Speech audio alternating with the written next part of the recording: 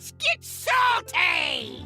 Hey everyone, Zeddy here again today with a brand new video, and it's that time of the year. We're nearing the end of the year. It's time to start our year in review series, and we do a bunch of top 10 lists to hype up our year-end award show, the Zeddies, the second annual Zeddies. We did one last year. It was a lot of fun, and we're going to do it again. So we're going to have a bunch of top 10 lists, including today's, which is going to go over the best cards, the most broken cards in 2021. Tomorrow we'll go over the worst cards, the absolute worst of the worst, which is also a lot of fun, and we'll have a couple other categories we'll cover, plus a whole lot more that'll be included in the award show that won't have their own video, including, just as an example, like best Hearthstone YouTuber or best golden animation from 2021. Just fun stuff. It's just a way of celebrating the game, as well as dunking on bad cards. That's always a lot of fun, and you guys get to participate as well. I'll have a poll put out after we're done our top 10 lists for you guys to participate in. You get to vote for every single category, so there'll be my picks for the award, and then your guys' pick, the fan pick, which is basically the better pick, because my opinions are terrible. So you guys get to get in there, and it should be a lot of fun. So make sure you subscribe to the channel.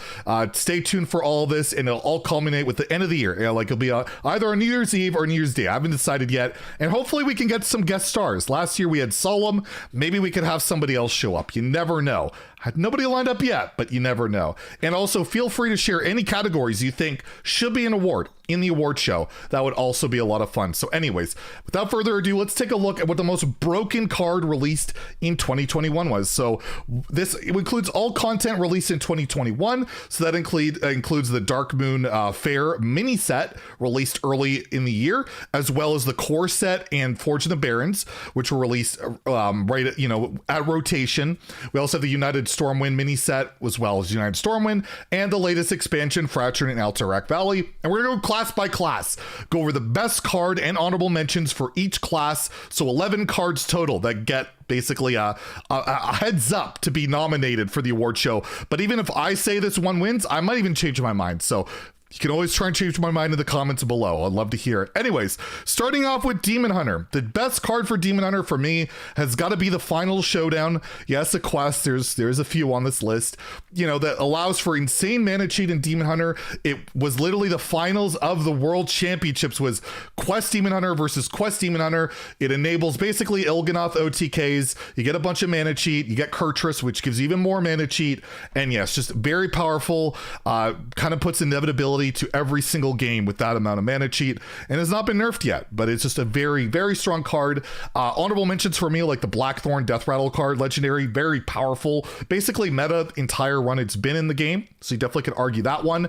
Illidari Inquisitor, King Rush, just a ridiculously powerful minion in the core set, as well as the Brutes, me dude, this getting 0 mana taunts. This guy got nerfed, very powerful card, but for me, Final Showdown, most busted Demon Hunter card. Druid, there is a lot to pick from, but at the end of the day, it's got to be the mini set card from the Dark Moon Fair. Arbor Up, 5 mana spell, give your minions +2/+1, insane with Solar Eclipse. You also get Treants as well. It's just, you play it by itself, the card's decent, and then you couple it with anything, it's game winning, been in every aggro Druid deck, well, since it's been made, as well as mid-range spell decks, like basically every Druid deck. It's just ridiculously good card. And honorable mentions for me, Celestial Alignment, Razormane Battleguard, Lady Anacondra, and Oracle of the Loon. You can throw Composting on the list as well. Hunter didn't actually have a ton of great stuff this year. It was mainly just Face Hunter.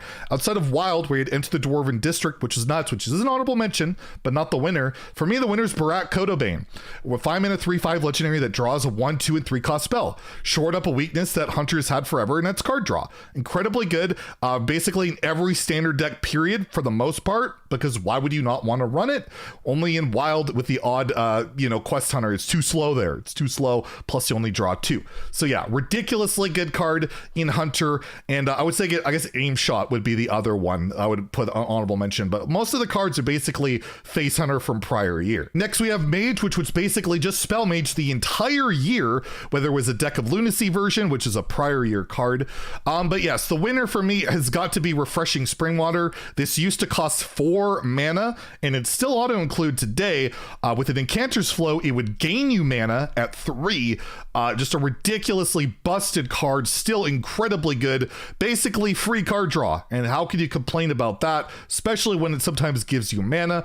And the honorable mentions for me are Sorcerer's Gambit, the Mage Quest, obviously insane, got nerfed, as well as Ignite to couple with it, and the damage it's done in Wild cannot be overstated either. Next we have Paladin, and this one's tough. Paladin had so much good stuff, but I'm gonna go with one of the more recent cards in Lightforged Cariol, the hero card, because it's a 7 mana card. It gives you an unbreakable weapon that halves damage. It's infinite damage.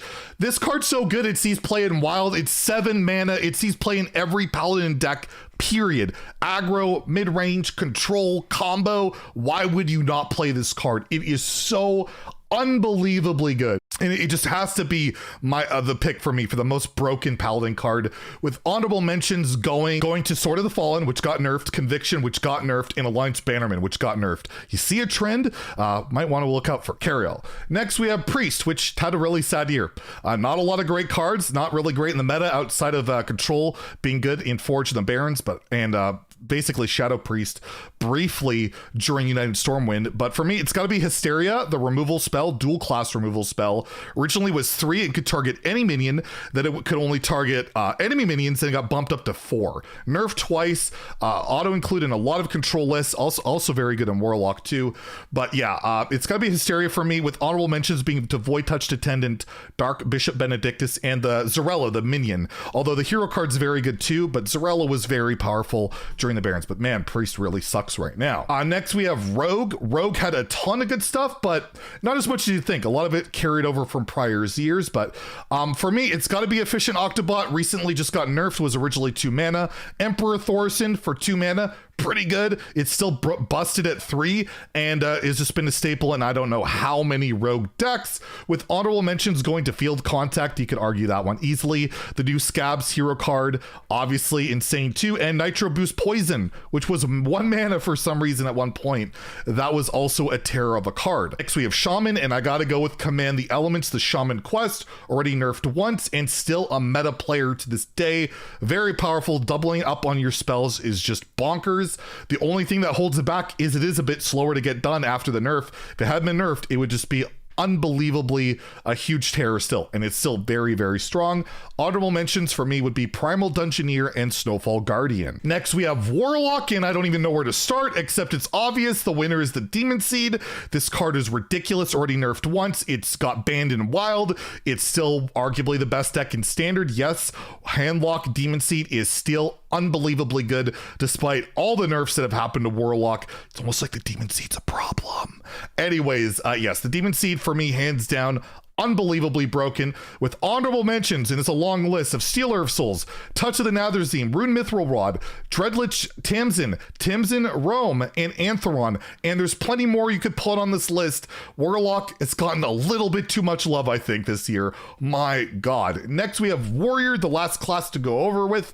The winner, Raid the Docks, the Pirate Quest, ridiculous in Standard, ridiculous in Wild. Why is this so easy to complete? Why is it infinite value for Pirates, for aggro? Nobody knows, but it's still dominating the game. Still the best deck in both formats. It's just ridiculous.